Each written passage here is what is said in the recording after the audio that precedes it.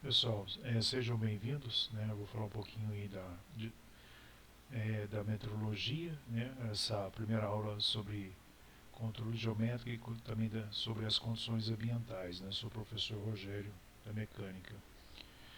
A importância de se medir, né, na engenharia. Se não consegue medir, não consegue aprimorar. Então, é uma das coisas que sempre, né, estará presente na linha de produção, né? O projetista, o engenheiro, né, requisitou aquela dimensão, então é necessário medir. No cotidiano também a gente está acostumado, né, ao processo de medição, né, ela desempenha também um papel fundamental em diversas áreas de nossas vidas. Por exemplo, produtos no supermercado, né, que compramos que são baseados no peso, no abastecimento de veículos, né, por exemplo, o volume é medido, né, as contas de internet e telefone, né, são calculadas aí no consumo mensal. As decisões de compra, né, ao comparar preço, tamanho, utilidade de produtos, estamos ponderando com base em medidas. Na saúde, né, a metrologia garante a precisão dos equipamentos, né, diversos, como termômetros, balanças, etc. Também na dosagem de medicamentos e farmácias de manipulação, por exemplo, né, é preciso medir corretamente, né, para a saúde aí, em prol da saúde dos pacientes. Controle na indústria, né, controle de qualidade, né, assegura que os produtos atendam aos padrões da engenharia. Calibração de instrumento, a calibração regula, né, faz a regulagem de equipamentos de medição, garantindo precisão e confiabilidade. Inovação e segurança, né, contribui para reduzir desperdícios, né, e melhorar a confiabilidade das medições e garantir a segurança no ambiente de trabalho. Em resumo, aqui eu coloquei, né, a metrologia está presente em todos os lugares, desde o supermercado até a indústria, é essencial para a nossa qualidade de vida e bem-estar. Aqui no dia a dia, né, aqui temos um celular, uma balança, um termômetro, né, aqui na Fórmula 1, né, relógios analógicos, etc. Aqui o tempo classificatório para a Fórmula 1, que é muito importante, né, olha o nível de medição, né. Na saúde, né, temos o termômetro, o esfimomamômetro, né, que verifica a pressão, eletrocardiógrafo, né, que obtém aí o desenho, coleta, amplifica e desenha o sinal cardíaco, o oxímetro que mede o oxigênio no sangue, né. Aqui as medições, né, são as medidas de comprimento são essenciais para quantificar distâncias e dimensões do nosso mundo. Elas nos permitem comparar tamanhos, calcular áreas e volumes, são amplamente utilizados em diversas áreas. Aqui né, algumas unidades aí no SI e seus múltiplos, tá? A gente vai usar aí nas aulas polegadas e milímetros, né?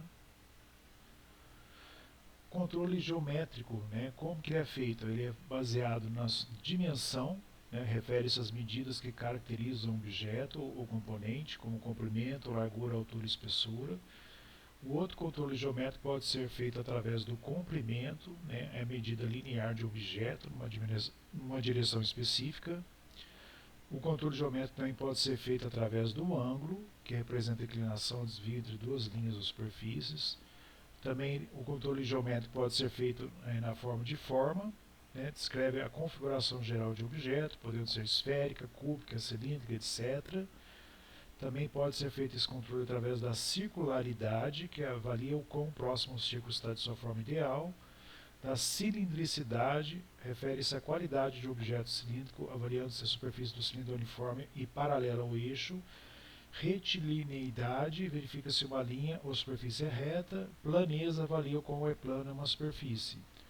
Também tem o controle geométrico, pode ser baseado na perpendicularidade, indica se duas linhas ou superfícies são perpendiculares entre si. Também pode ser feito através da medida da rugosidade, através do rugosímetro.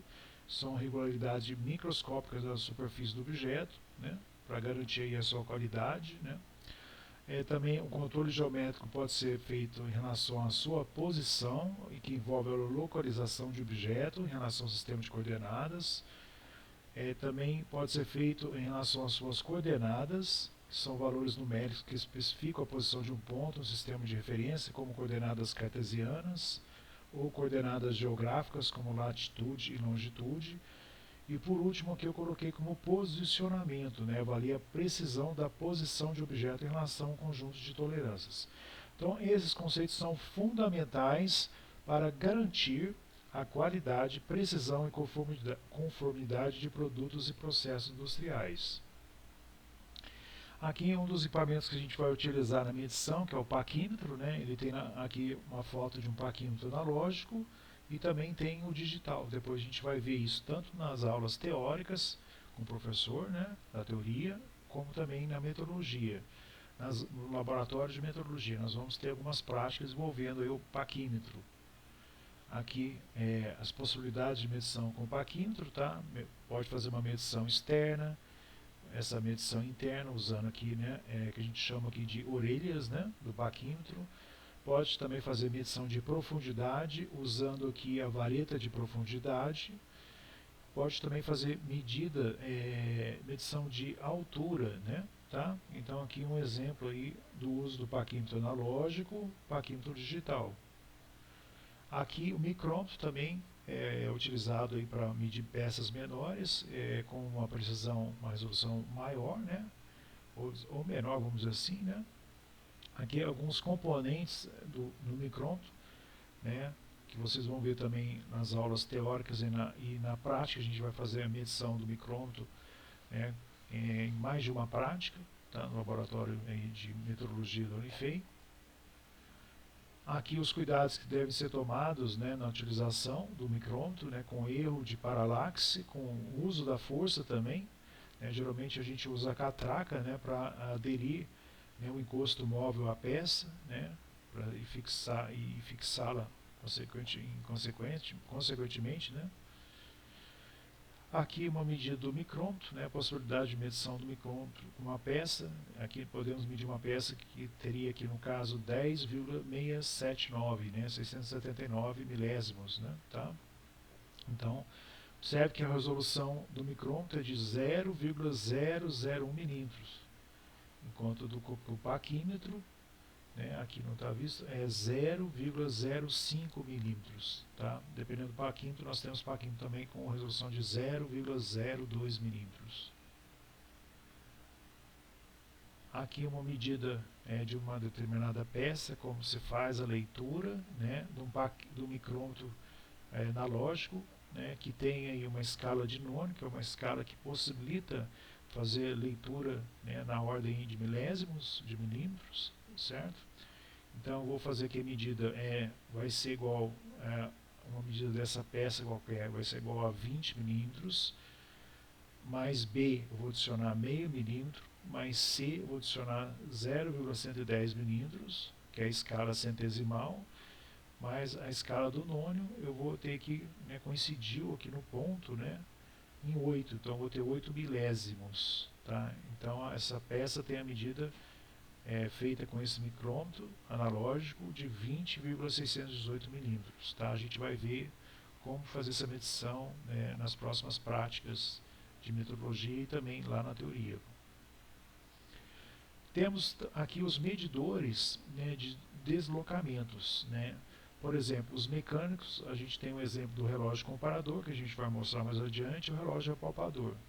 Nos elétricos nós temos o relógio comparador digital, que é o mesmo desse daqui, só que ele tem um visor digital para mostrar aí as medidas. Temos também o elétrico pneumático, que é um tipo de medidor de deslocamento, e a vantagem dele é que ele evita erro de paralaxe e usa um transdutor indutivo para a medição de deslocamento. Temos também o medidor de deslocamento elétrico pneumático, que usa diferença de pressão via sinal elétrico. A gente vai mostrar a foto deles agora nos próximos slides. Aqui o relógio comparador, tá? Então eu repeti esse texto aqui, tá? Só para voltar aqui, ó. Então a gente vai mostrar aqui o relógio, o primeiro item aqui é o relógio comparador, tá? Então aqui eu posso fazer medições diferenciais com esse tipo de relógio. Ele tem em milímetros e também pode trabalhar em polegadas, então depende de cada depende do relógio que eu tenho disponível, do relógio comparador que eu tenho disponível. Tá, aqui é uma imagem do professor Eduardo, né? No site dele tem diversos exercícios, fotos, vídeos, etc., de diversos instrumentos na área de metrologia. Tá? Aqui algumas partes aí do relógio comparador analógico da Mito Toyo. Tá? Então essa parte aqui da ponta que vai ser colocada numa peça, a gente vai mostrar adiante, e com isso eu tenho uma certa medição, que eu posso inclusive zerar girando aqui o aro do relógio comparador, né? E ao tocar em outra peça, que é uma peça que eu estou querendo fazer a medição, né, ele vai me dar a diferença em relação à peça anterior, que poderia ser uma peça padrão ou um bloco padrão que estaria sendo utilizado como referência, né? Aqui eu tenho um relógio elétrico, né, o relógio comparador digital, tá? Eu estou no item 2 aqui, ó, tá? Então é um relógio comparador digital, então eu apenas faço a medição diferencial, coloco uma peça, ao movimentar a peça ele vai me dar outro valor e consigo assim, fazendo a diferença entre as duas medidas, ter o valor, valor diferencial da medida, né, seja em milímetros ou em polegadas. Aqui eu estou indo agora no relógio apalpador, né, eu voltei aqui no item 1, ó, tá, onde eu estou passando o mouse aqui, ó, tá? Então o relógio apalpador é o mesmo sistema, né? Ele vai tocar a peça, vai me dar um valor. Quando eu substituir a peça, movimentar a peça, ele vai me dar um outro valor. Eu faço a diferença, eu tenho o valor deslocado, a medida diferencial. Aqui o relógio apalpador digital.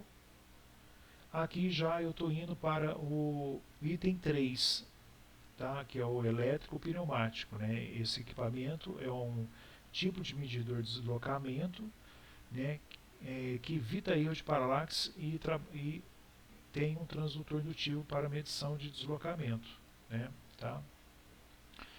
Aqui eu estou um exemplo aqui do medidor de deslocamento elétrico pneumático, né, que é o último item aqui, ó, tá? Ele usa a diferença de pressão via sinal elétrico. O que acontece? Né, eu tenho um fluxo, né, do ar, né, ele vai passar, né, por essa peça, né, e dependendo da folga que tem entre essa peça e outra e essa peça circular, que está aqui uma outra que está aqui colocada ao lado, né, ele vai passar mais ou menos o fluido, né, e com isso eu consigo ter esse fluxo maior ou menor sendo interpretado como um sinal elétrico. Então nesse visor eu consigo ter esse valor diferencial. Então eu coloco esse medidor aqui de deslocamento elétrico pneumático nessa peça, tiro, coloco na outra peça, eu vou ter a minha variação mostrada aqui no display, aqui no ao fundo da foto. Aqui o nosso transferidor de ângulo, ou também chamado como um goniômetro simples, tá? Aqui novamente é um material retirado do site do professor Eduardo José Stefanelli, tá? Que vocês poderão consultar também. Tá? Eu vou passar alguns arquivos dele, executáveis, né? Que são programinhas feitos para a gente treinar em casa, que roda aí no Windows 10 ou Windows 11. Né? Então aqui eu tenho a leitura direta, né? Verifica-se que aqui que varia, se o ângulo varia de 1 em 1 grau, então o menor ângulo é 1 grau, então eu consigo interpolar aí a metade de 1 grau, né? Nesse transferidor de ângulo, que é ou conhecido como goniômetro simples. Aqui tem umas partes do goniômetro, né? Tá? Nesse caso aqui ele tem uma régua, um esquadro, né? Ele tem aqui um disco do vernier para poder eu consigo assim obter valores, né, na casa de minutos, tá? Utilizando essa escala de vernier, tá? E aqui o nosso transferidor de ângulo ou disco graduado, tá? São as principais partes aí do nosso goniômetro.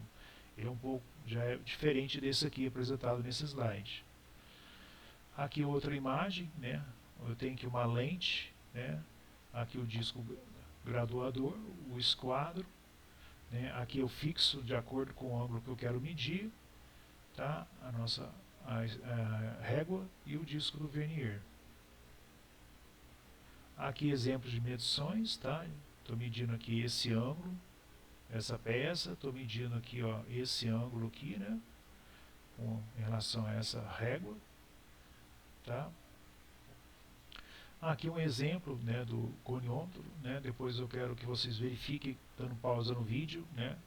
Eu escrevi aqui 3 graus, então ele está medindo aqui, né? Ele girou para a esquerda, ele está medindo aqui 3 graus, né, mais alguma coisa. Essa mais alguma coisa dada para essa escala, né, auxiliar, que vai possibilitar a gente medir aí em minutos, né? Então observe que aqui no exercício, né, tem uma bolinha onde coincidiu essa escala com essa superior. Então ele se deslocou para cá em relação a esse zero com esse zero da escala secundária. Significa então que eu tenho 3 graus mais alguma coisa. Essa mais uma coisa eu vou verificar no tracinho onde vai ter coincidência do traço da escala inferior, né, que é a escala auxiliar, com a escala superior, que é a escala principal do goniômetro, né. Então aqui nesse ponto que num ponto ele vai ter uma coincidência, né, e essa coincidência significa que eu tenho 3 graus mais uma coisa. Essa mais uma coisa é igual a 20 minutos. Então essa medida aqui nessa posição é de 3 graus e 20 minutos. Aqui outros exemplos, depois vocês dão uma olhada aí, tá? Aqui eu coloquei onde ele é 24 graus mais alguma coisa. Aqui eu coloquei marcando 9 graus, ele girou para cá, né, mais alguma coisa. Então aqui vocês vão ver aonde que vai coincidir, né? No caso aqui coincidiu em 15 minutos, depois vocês verificam aí, né? Desculpe, aqui, ó, coincidiu em 15 minutos, está até em negrito que eu tracinho. E aqui coincidiu em 10 minutos, tá? Estou em 24 graus mais 10 minutos. Aqui os projetores de perfis, né, eles são utilizados para peças que a gente, por exemplo, não consegue medir com paquímetro e micrômetro, né? Por exemplo, um copo plástico, né, eu poderia medir a seção transversal dele, né, o diâmetro, com um paquímetro, né, mas como no paquímetro eu preciso exercer uma certa força para tocar a peça, então pode ser que o copo plástico vai se deformar, então eu não conseguiria medir, né, com paquímetro um copo plástico, uma seção transversal do copo plástico. Então uma alternativa, eu poderia fazer essa medição no projetor de perfil. Ou então peças muito pequenas, como peças de médicas, peças de equipamentos odontológicos, relógios antigos, etc., né, eu posso fazer essas medições usando o projetor de perfil. Tá? Então aqui são 2 tipos de projetores, um mais antigo e hoje o mais atual. Tá? Aqui os tipos de projeções que tem no projetor de perfil, né? Tem a projeção diascópica, que a luz vem por baixo, a projeção episcópica, onde eu consigo ver detalhes da superfície, é como se a luz viesse por cima, estivesse vendo por cima, e quando eu misturo os 2 tipos de projeções, que, né, eu vejo o contorno e vejo, né, os detalhes da peça na parte superior da peça. Então tem um sistema de projeção com ambos tipos de projeções, né? Aqui alguns detalhes do projetor de perfil. Ele é formado por várias peças, como tela, né, onde colocada a peça a ser medida, né, é a mesa de medição, é colocada aqui em cima, né, tem refletores, objetivos. Eu posso trabalhar ampliar a peça de 10, 20 até 100x, né, e aqui eu vou, dependendo do projetor, eu posso trabalhar com projeção episcópica ou diascópica, né. Aqui as lentes, como eu falei, né, eu posso, dependendo do projetor de perfil, eu posso trabalhar com lentes de 10, 20, 50 ou 100x, ou seja, no projetor de perfil eu posso ampliar a peça até em 100 vezes. Né? A gente vai trabalhar ali com 10x, com 10 vezes de aumento, né, da peça, e a gente vai conseguir fazer medições de roscas super pequenas, coisas que a gente não conseguiria fazer medição com micrômetro. Aqui como funciona, né, algumas componentes, né, do do projetor de perfil, né, quando ele está no modo de projeção diascópica, onde a gente está vendo o contorno da peça. Então a gente está vendo como se a luz estivesse batendo por baixo da peça, tá? Aqui a projeção diascópica de contorno, né? Uma peça aqui onde eu estou vendo o contorno dela, eu não tenho os detalhes superiores, só vejo o contorno, né? É a luz batendo por baixo. Aqui o painel que me dá as coordenadas x, y, z, tá?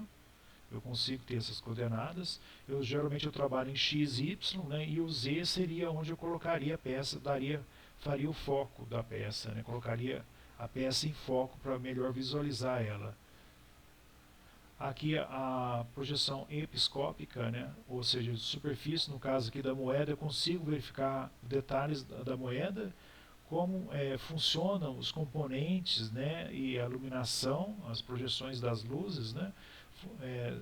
São trabalhadas quando o projetor de perfil está setado, né? Para trabalhar com projeção episcópica, tá? Depois vocês podem olhar com calma aí detalhes, tá?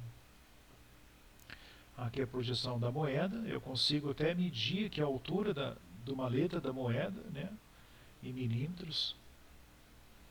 Aqui eu consigo medir, fazer a medição de passo, né, de uma rosca, né, tá? E também eu tenho uma escala nônio no projetor de perfil que eu consigo obter valores com resoluções menores, tá? Então no caso aqui ele está medindo o passo da rosca. Então ele tem uma referência inicial que está sendo mostrado lá no painel, esse painel aqui, por exemplo, né, desse projetor de perfil.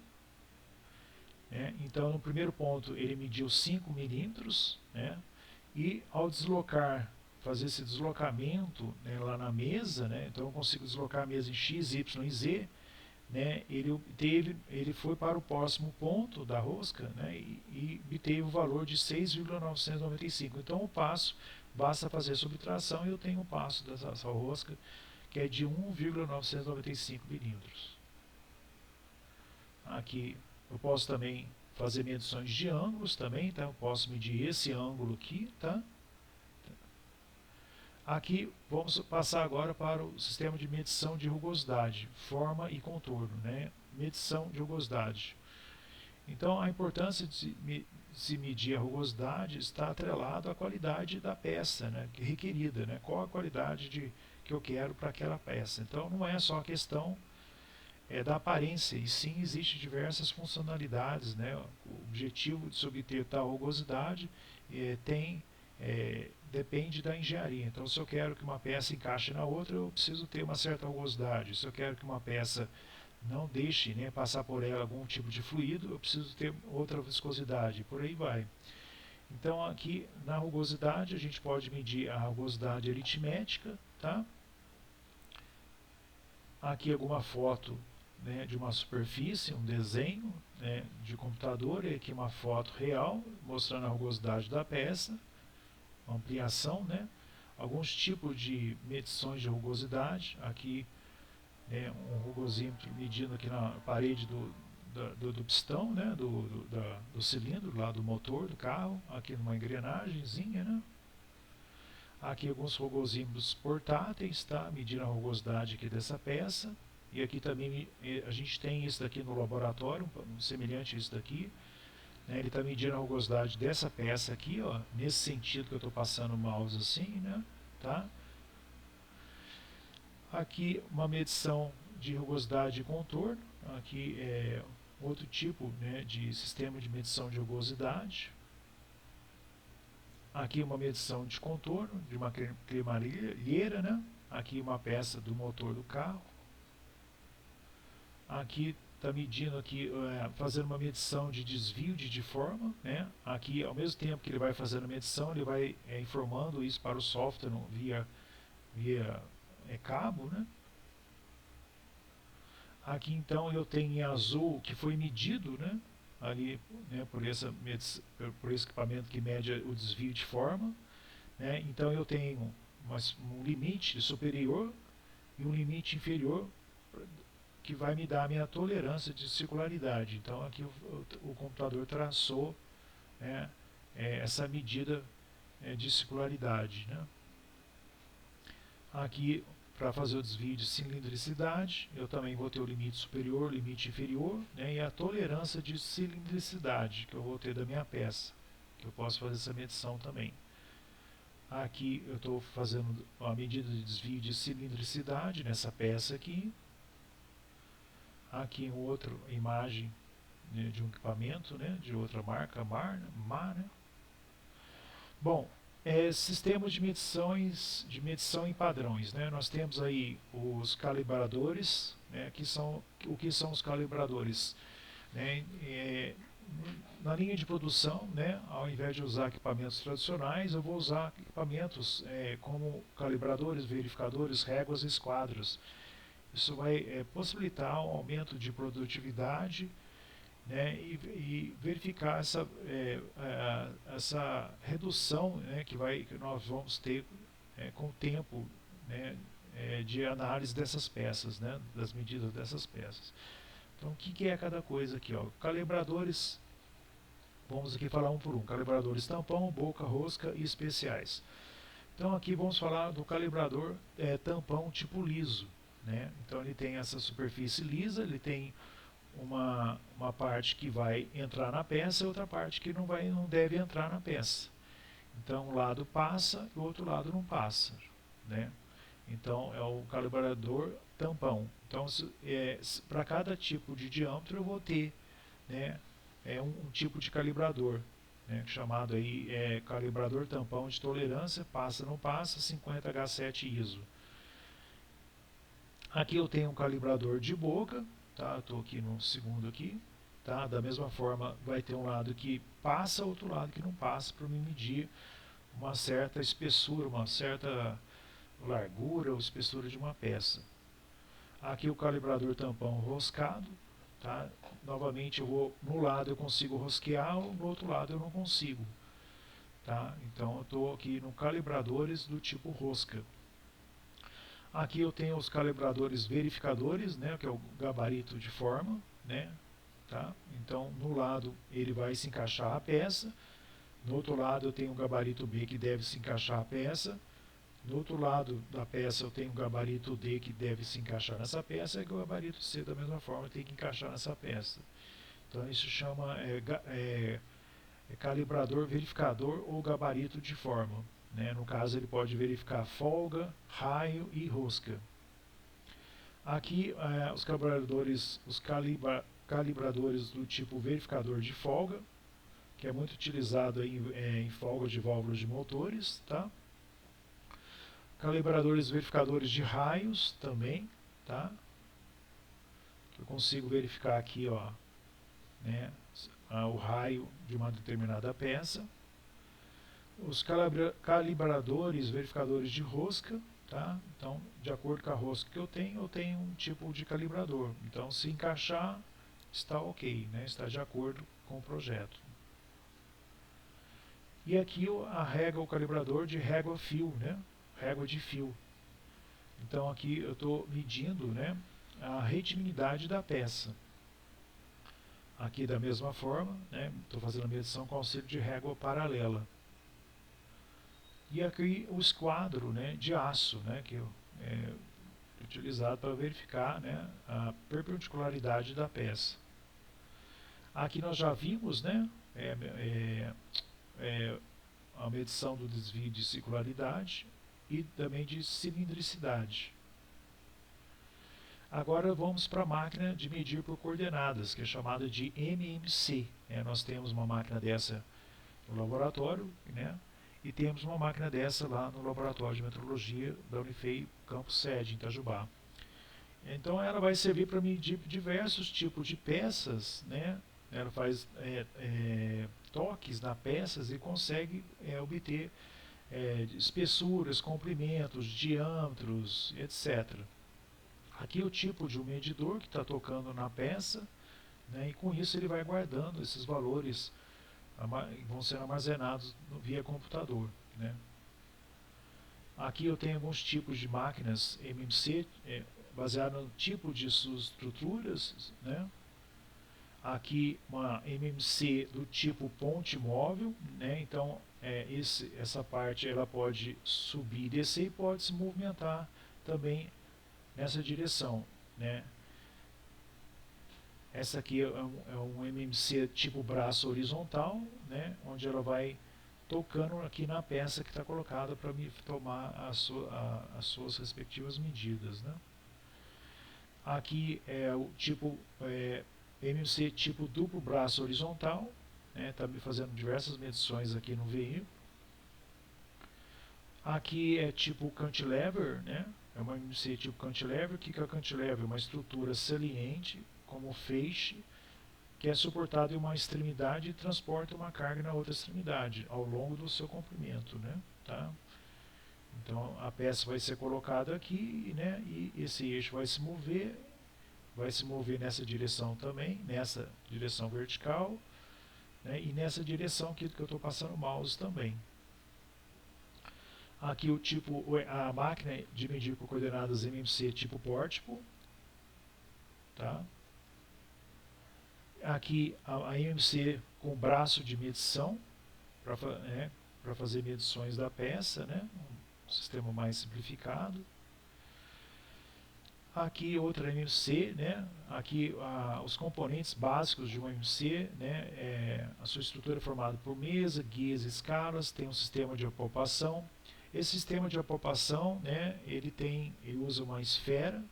Então o sistema sabe o diâmetro dessa esfera e ao fazer as medições ele vai descontar, vai considerar que aquele sistema de apalpação da MMC tem uma esfera de diâmetro tal. A MMC vai ter um sistema de aquisição de dados e processamento e vai ter também um sistema de comando numérico computadorizado, ou CNC. Aqui o sistema de MMC que a gente chama de apalpadores, né? Mesmo princípio daquele outro lá que a gente mostrou lá atrás, de apalpador, né? Nós mostramos lá o relógio comparador e o apalpador, né? O relógio comparador analógico e digital e o relógio apalpador analógico e digital. Aqui eu tenho uma MMC que trabalha com sistema de tipo apalpador, só que esse sistema é controlado numericamente, né, por computador. Aqui, infelizmente a imagem não ficou legal, mas aqui é um sistema de medição da MMC. Então essas bolinhas aqui é a bolinha lá do sistema, né, de apalpação da MMC, né? Então ela vai tocando, né? Aqui eu tenho a peça, ela vai tocando a peça, eu consigo, por exemplo, medir, né, uma posição angular, né? Se eu tocar a peça aqui, tocar aqui, tocar aqui, ele consegue fazer essa medição de angular. Aqui eu consigo medir essa espessura, tocando aqui, tocando aqui, tocando aqui. Aqui eu consigo medir o ângulo também, tocando nessas regiões da peça. Tá? Então aqui está a minha peça onde eu estou passando o mouse. Aqui eu consigo medir a circunferência. Observe que a circunferência da peça é essa onde eu estou passando o mouse, e a circunferência traçada no centro do apalpador, né, vai ter outra circunferência. Então ele consegue descontar isso e medir a circunferência real da peça, né? Aqui está medindo um cilindro, né, o desenho de um cilindro, né, onde tem as bolinhas significa onde ele está tocando a peça. E aqui para medir um furo na peça também é possível, né, tocando, né, internamente, né, nessa região do furo da peça. Então são os processos de medição feitas por uma máquina de medir por coordenadas MMC. Aqui algumas aplicações, por exemplo, aqui ó, eu tenho nesse lado aqui, né, um software, né, que é utilizado em metrologia para medições de precisão. Esse software aqui ele faz parte do software Calypso, né, desenvolvido pela empresa Zeiss, que é usada para programação e controle de máquinas MMC. Né. Essa ferramenta permite aos operadores pintar nas áreas específicas em modelo 3D para definir regiões de interesse para medição. Então eu vou tocando a peça, né, em várias partes, eu consigo construir o modelo dela, né, nessa ferramenta CAD, né, e provavelmente, né, devo ter uma ligação e eu consigo fazer uma simulação CAI, né, que é uma simulação de engenharia, ou da deformação, ou da condução de calor, ou do escoamento em torno da peça, né. Aqui o exemplo, né, desse software, né, que ele é chamado aqui em inglês ZEISS Calypso Paint Brush Tool, né, que é uma ferramenta de desenho, né, dessa empresa ZEISS, né, aplicadas aqui em motores automotivos. Aqui as diversas outras aplicações, eu coloquei aqui verificação da conformidade. A MMC ela está atrelada para verificar a conformidade dimensional de peças e componentes, medindo superfícies regulares, né? Então é uma possibilidade, ao invés de trabalhar com medidores comuns como parquímetro, micrômetro, né? A MMC, além do projetor de perfil, permite, né, fazer medições em superfícies irregulares, como moldes, peças fundidas e componentes como geometrias complexas, né? Então nem sempre eu consigo fazer medições, né, com um sistema de medições comuns, como parquímetro, micrômetro, projetor de perfil. Sem contar que geralmente esse sistema é comandado por computador, né? Consigo também digitalizar e criar modelos 3D precisos de peças físicas, né? Então eu tenho uma peça, eu quero fazer o desenho, o modelo dela, por exemplo, para mim poder desenhar ou abri-la numa ferramenta de desenho CAD, por exemplo, como o SolidWorks. Então eu consigo depois fazer alterações na peça ou fazer, depois que eu tenho esse desenho, fazer uma simulação de engenharia, ou simulação CAE, né, CAE, e com isso, né, eu consigo verificar, não, eu preciso modificar uma parte dessa peça para que ela melhore, né, tenha uma melhor eficiência naquilo que ela foi proposta, né, naquilo que ela foi construída.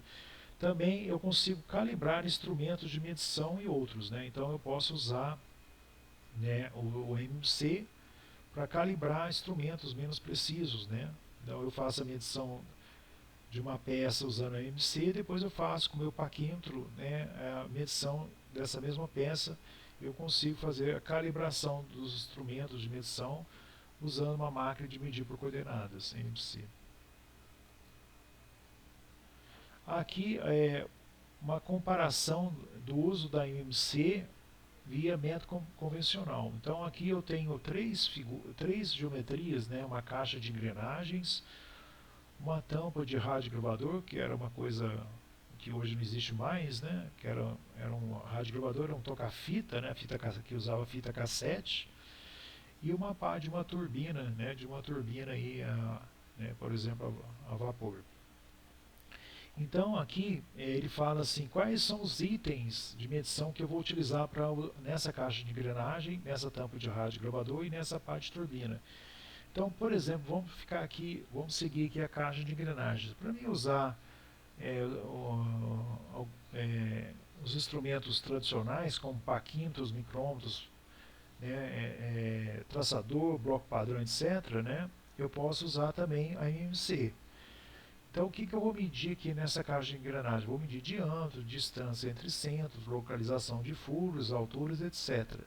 Se eu for usar os instrumentos tradicionais como parquímetro, micrômetro, etc., eu vou gastar em torno de 5 horas. Se eu usar uma máquina de MMC, né, sem estar acoplado com o computador, eu vou gastar em torno de 1 hora e meia. E se eu usar uma MMC que é controlada por computador, esse tempo cai para meia hora. Então a diferença que existe, né, no uso de uma MMC com os métodos convencionais de medições. Então existe uma redução muito grande do tempo de checagem, né, dessas peças que estão sendo fabricadas, né?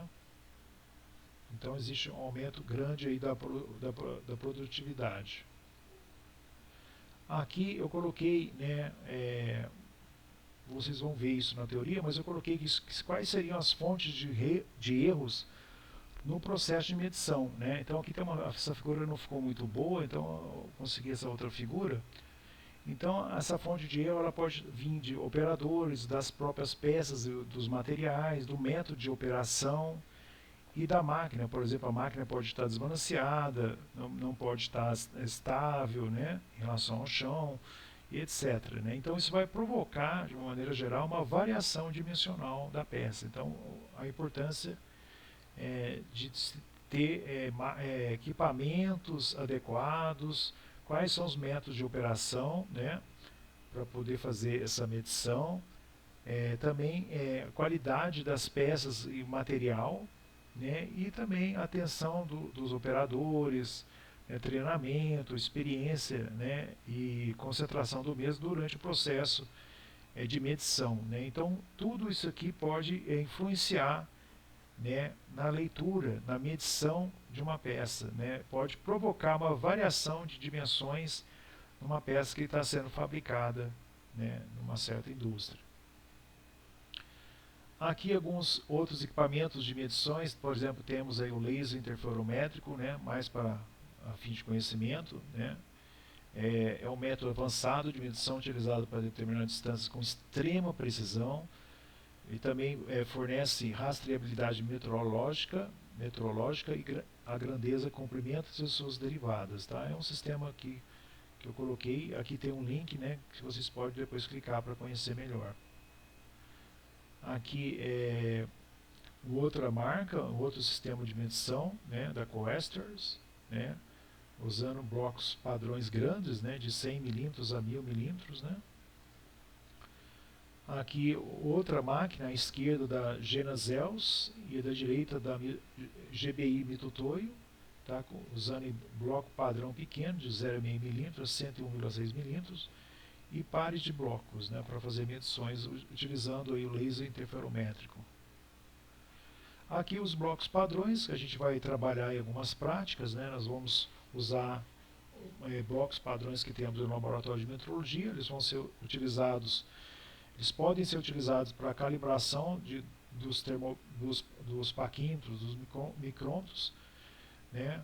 Eu posso fazer a montagem, né, combinações entre os blocos padrões. Se eu quiser obter, por exemplo, um bloco padrão de 30 milímetros, basta eu utilizar a técnica de empilhamento e unir esse bloco padrão de 10 milímetros com esse bloco padrão de 20 milímetros. E repito, dependendo da classe, da qualidade que foi fabricado esse bloco padrão, ele pode ser utilizado para calibrar outros blocos padrões também, outros jogos, né, de blocos padrões também. Tá? Aqui os materiais que são construídos os blocos padrões, eles podem ser construídos por aço, metal duro e cerâmica, né? Nós temos lá blocos de cerâmica, né, no laboratório. Aqui alguns conjuntos, né, uma foto de os blocos vêm nessa maletinha, né, tá?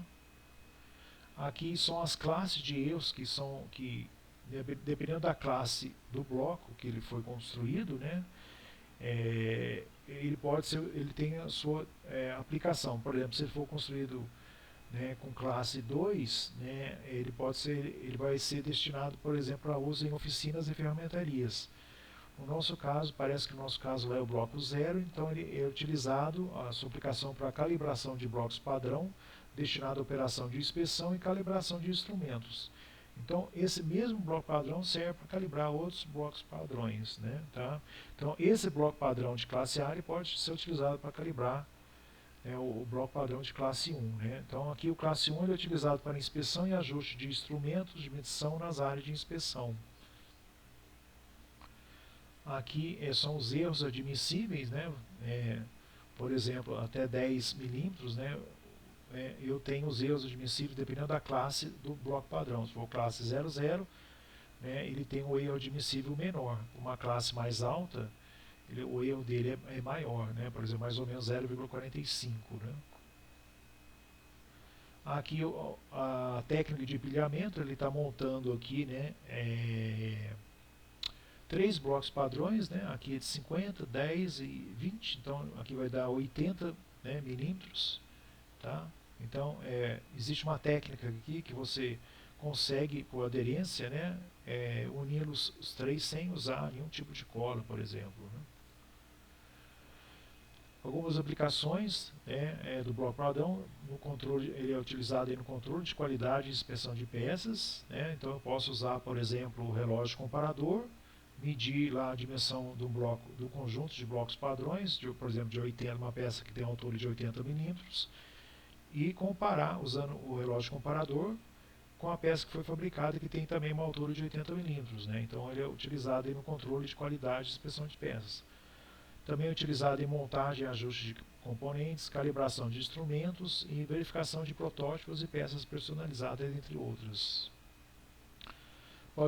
Os blocos padrões eles podem ser utilizados então, para calibração de parquímetro, que é um parquímetro digital, um bloco de 18 milímetros. Então, é um parquímetro que tem, né, uma precisão de 2 casas. Pode ser utilizado na calibração de micrômetros, né? Eu estou usando um bloco padrão e eu estou utilizando o micrômetro digital, né? Então eu estou verificando se o meu micrômetro, né, digital vai me dar aquela cota do meu bloco padrão. Estou fazendo uma calibração desse micrômetro digital usando os blocos padrão. Aqui são os laboratórios lá de meteorologia do campus sede, né, da UniFei em Itajubá, Minas. Aqui é uma foto do laboratório de 1986, né, eu sou formado lá em engenharia mecânica em 1994, então eu peguei essa fase desse laboratório aqui. Depois o laboratório de lá sofreu uma reforma e aqui é uma foto para vocês conhecerem, né, a foto de 2021 do laboratório de meteorologia dimensional do campus sede. Aqui uma mesa maior que eles têm lá de MMC, tá? A gente tem uma mesa menor aqui na Unifei de Itabira. Aqui, observe-se que o laboratório existe o controle das condições ambientais, a temperatura para medição geral e calibração de instrumentos, ela tem que estar entre 20 mais ou menos 1 grau Celsius, e para calibração de blocos padrões a temperatura tem que estar em 20 graus, mais ou menos 0,5 graus Celsius. Aqui um gráfico da umidade relativa do ar. Nós também temos que ter a umidade relativa do ar controlada no laboratório, em torno de 50%. Então a umidade tem que estar em 50%, mais ou menos 5% de tolerância. A iluminação, né, ela tem que estar entre 700 e 750 lux, né, lux ou lumens por metro quadrado. Também temos que ter cuidado no laboratório com a vibração, né, com a cor do mesmo. Né, observe que, né, não se pinta o laboratório, por exemplo, com cores escuras, né, ou cores chamativas. E a limpeza também. Tá? É isso aí, eu agradeço, né, e estou à disposição para qualquer dúvida aí no meu e-mail. Vou escrever o e-mail aqui, @unifei.edu.br. Obrigado.